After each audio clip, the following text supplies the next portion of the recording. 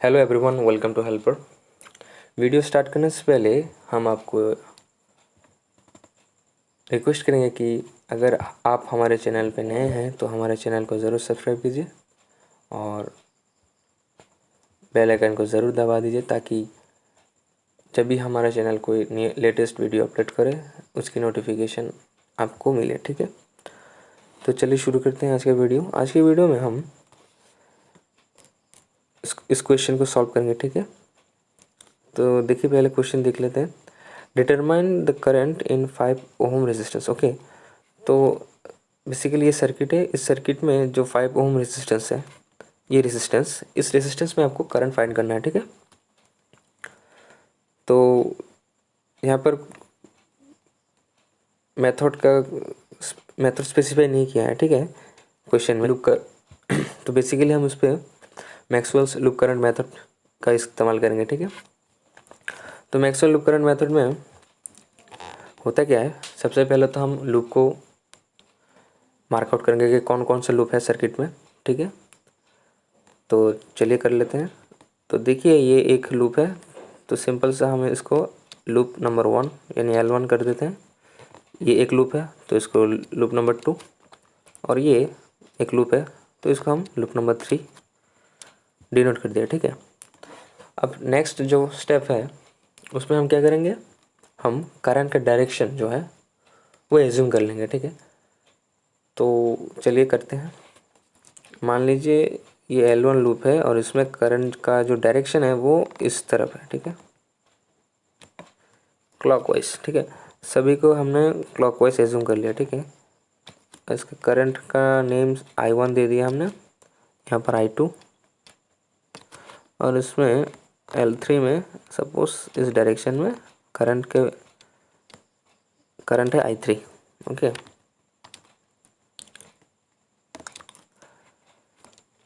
अब हम loop number 1 को एनालाइज करेंगे। ठीक है,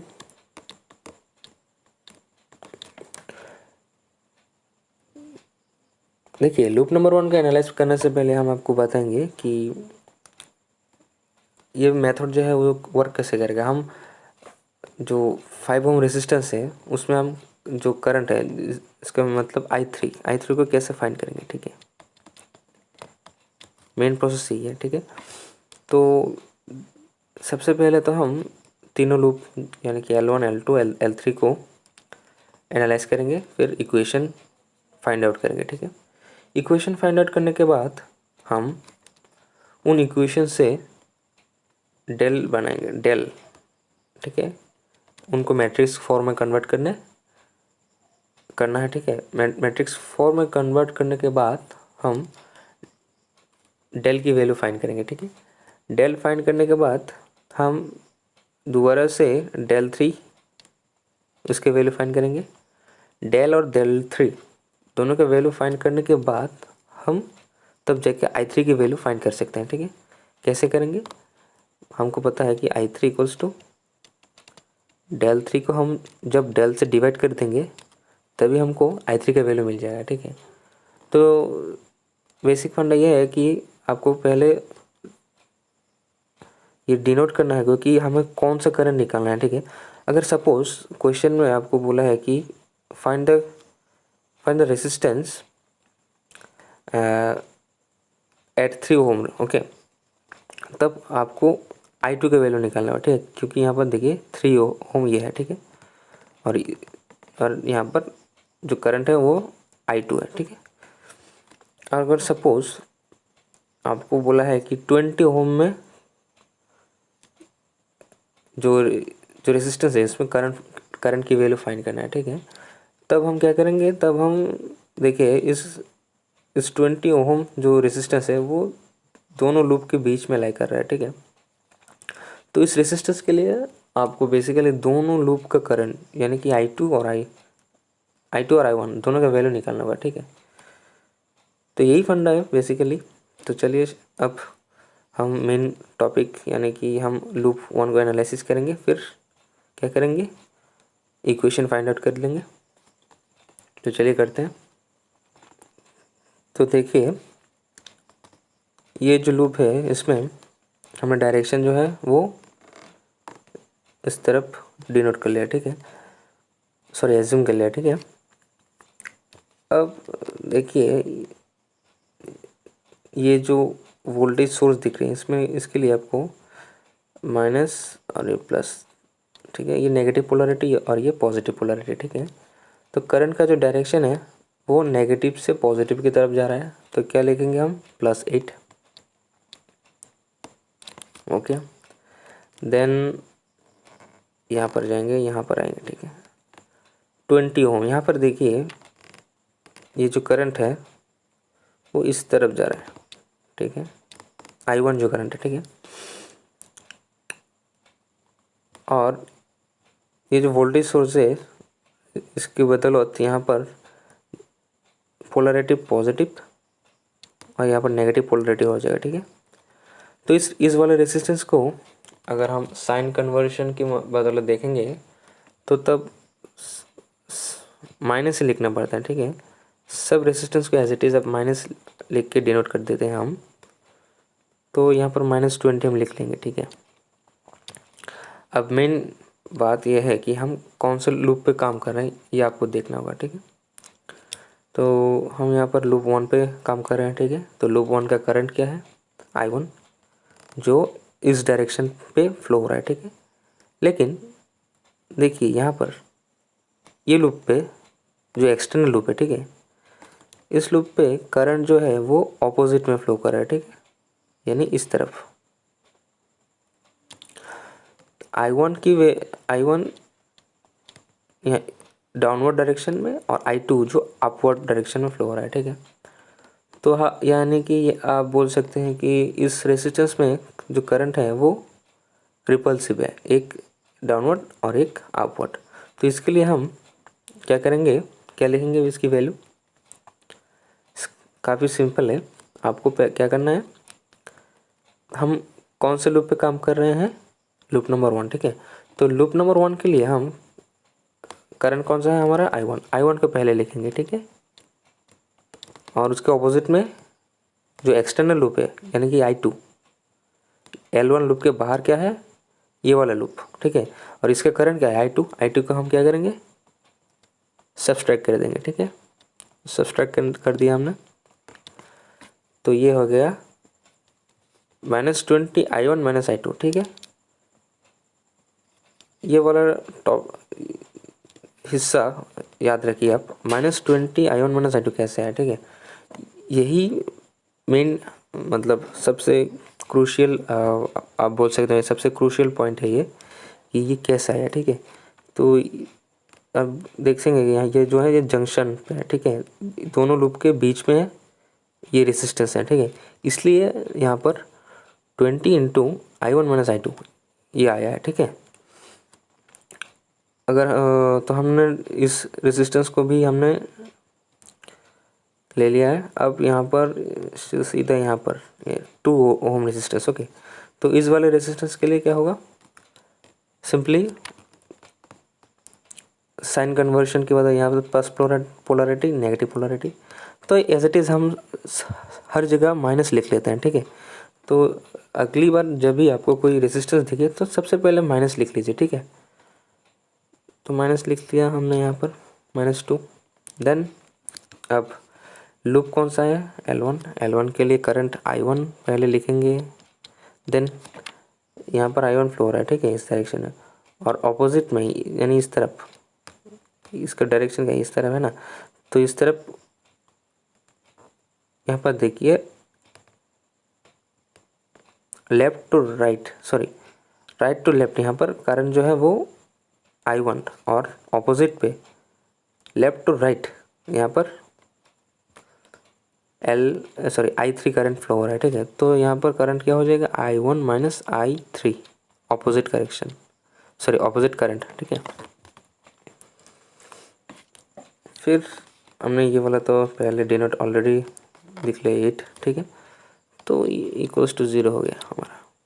तो अगर आप इसको सिंप्लीफाई करेंगे तो आपको जो इक्वेशन मिलेगा वो कुछ इस प्रकार से बनेगा।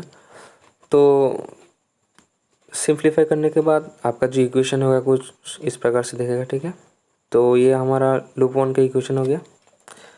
अब सिमिलरली हम लूप 2 पे काम करेंगे।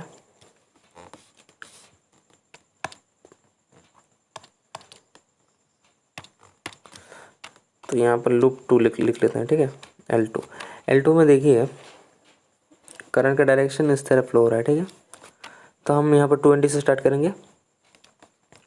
20 के लिए हमने लिखा -20, देन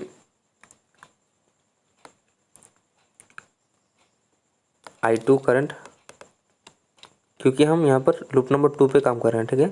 तो इसका करंट है I2 और ऑपोजिट में कौन सा करंट है, I1, ठीक है। -20 I2 -I1 ये हो गया, ठीक है। उसके बाद यहाँ पर देखिए -2 पॉजिटिव, तो -2 प्लस है तो +10 वोल्ट।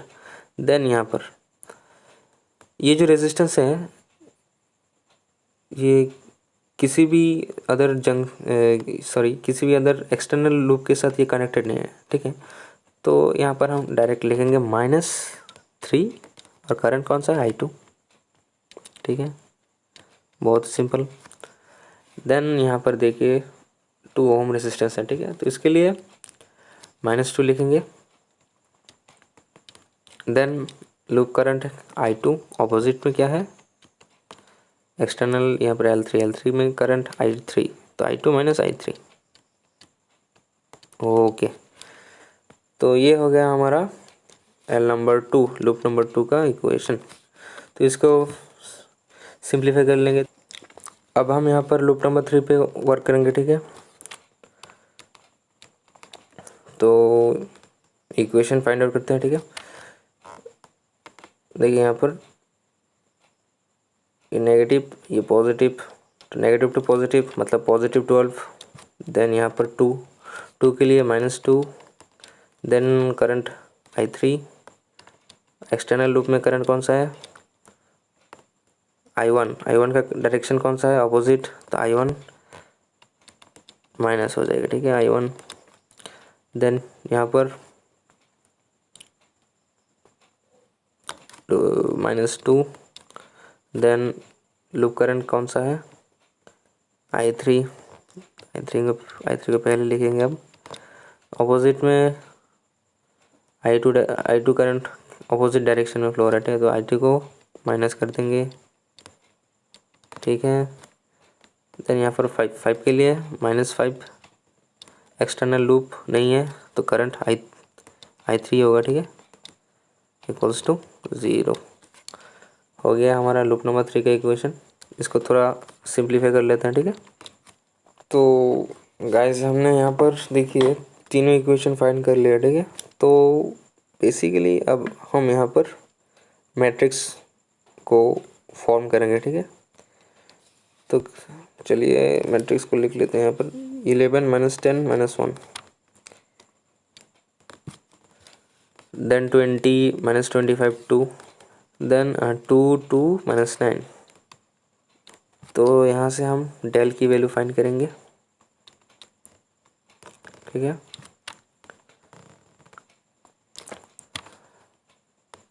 और हमें फाइंड करना है कौन सा करंट, I3 करंट फाइंड करना है, ठीक है। तो I3 इक्वल्स टू del3/del। अब यहाँ पर क्वेश्चन आता है कि del3 कैसे फाइंड करेंगे, ठीक है।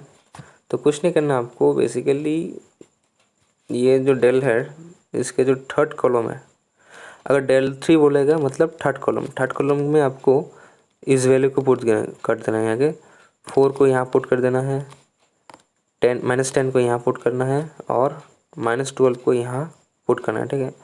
अगर सपोज आपको बोला हो कि del2 फाइंड करना है, ठीक है, तो del2 के लिए क्या करेंगे, वही सेम वैल्यू को 4 -10 और -12 उस वैल्यू को आपको कॉलम नंबर 2 पे पुट करना है, ठीक है। तो हमारे क्वेश्चन में अभी हमको I3 का वैल्यू फाइंड करना है, ठीक है। तो इसके लिए हम बेसिकली कॉलम नंबर 3 पे क्या है जो वैल्यूज़ हैं वो पुट कर देंगे, ठीक है। तो del3 कुछ इस प्रकार से बनेगा,